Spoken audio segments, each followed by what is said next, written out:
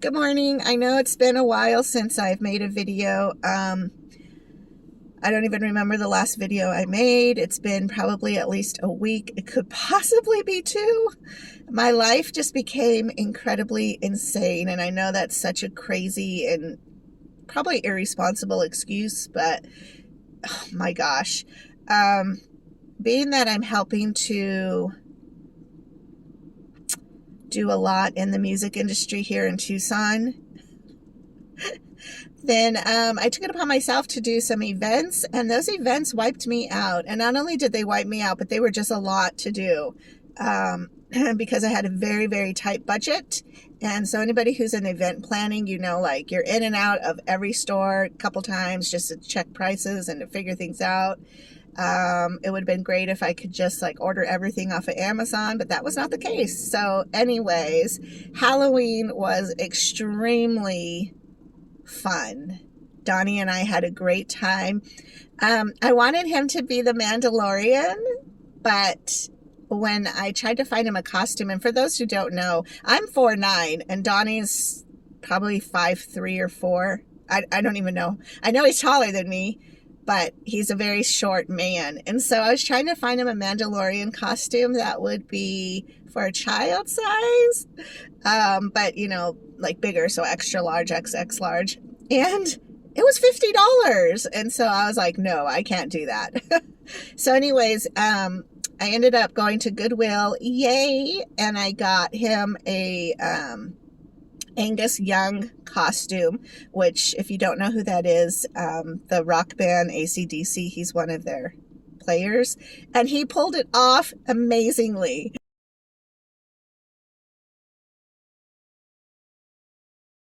And so what was hilarious was at one of my events, actually at all the Halloween events I did, was costume contests, and I didn't even think that people would be so jazzed about his costume.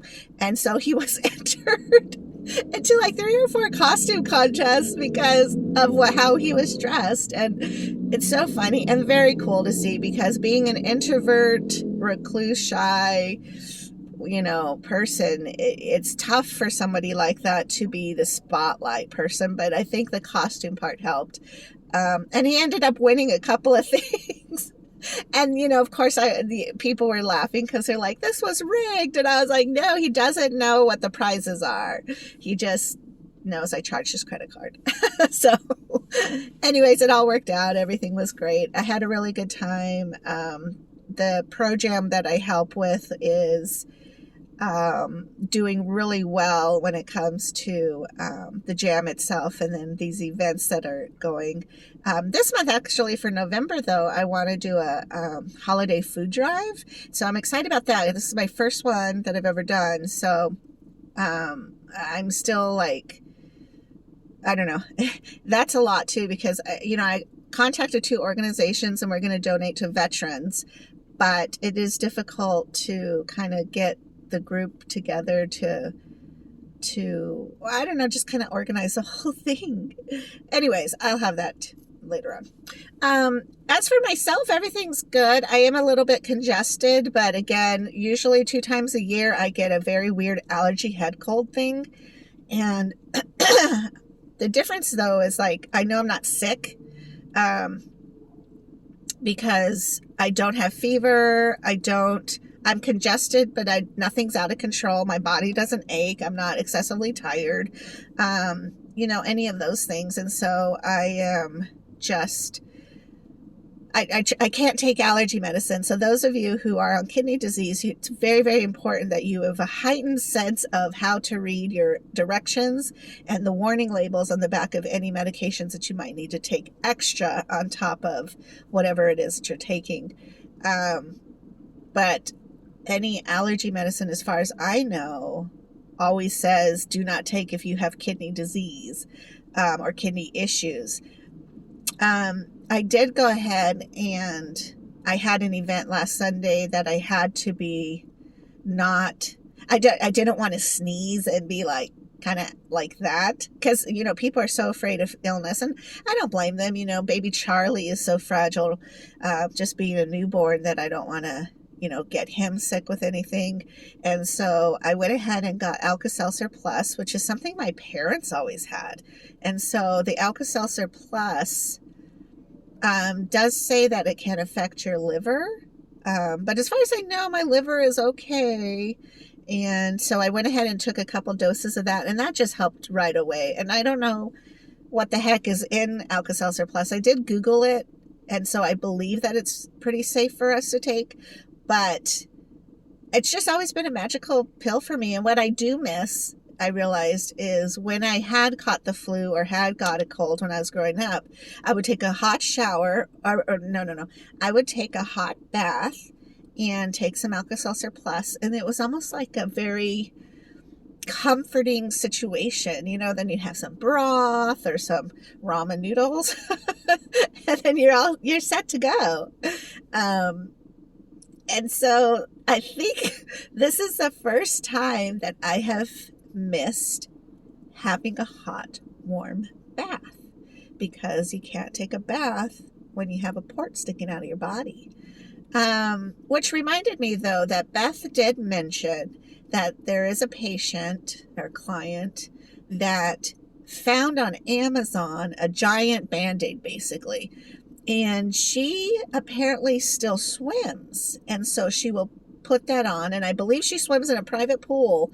So that's like the most important part, because you control the germs in your pool versus like a public pool. But she found it on Amazon, and I think I might take a look at that, because that would have been kind of nice to have, if my tub is clean and everything's being bleached right, maybe I could possibly do something like that. If I were to get like sick again, or sick like with the flu or cold. And I'm pretty blessed because I don't really get sick. I'm not like freaked out and like heightened about germs in general. Okay. Hey guys, so I'm back. I just had breakfast with Glenda. My mom called and interrupted my last situation there. I guess she butt dialed me this morning, and then I called her back, but she was in the shower, and then she called me back to see what was going on. But there's really nothing going on, because she's the one who butt dialed me in the first place. Love it when those things happen. Why not? Why not catch up? So today is a great day in Tucson. It's actually kind of chilly. And this morning's very chilly, and I usually meet Glenda about 8:15 in the morning, 8:30, and I always need a jacket. So right now I don't really need my little fuzzy vest, but it's comforting to have, because depending if I go into a store or not, sometimes they're still pretty chilly. So I like to make sure that I'm always with something, because I freeze to death. And that is something that I've noticed, particularly this last week, is that we are here in Tucson reaching that temperature where I need to definitely have about 30 minutes of warming up time, because my dialysis is cold. And even though it's like at room temperature, it still carries a temperature that is chilly enough that when I put it into my body, it's like super chilly. And so I do find myself having to do the dialysis, but then having to get into bed to warm my core back up, because it's just cold. But I honestly enjoy that much more than I do the heat, because the heat's just, ugh. To me, it's just so much harder to cool down than it is to heat up. And I think maybe it might be different if I could go swimming. That might be a cool thing to do. That instantly cools all of you off, and then you're kind of refreshed. But that's not an option. And jumping in the shower and rinsing off can be an option, except for that now I'm in the shower, so I have to sanitize my port site, because you don't want that to get infected. And then you're rechanging your bandages and all of that. So it's not like back in the day where I would jump in the shower, rinse off, get out, and go about my day in the house, or, at least get my hair wet to cool down.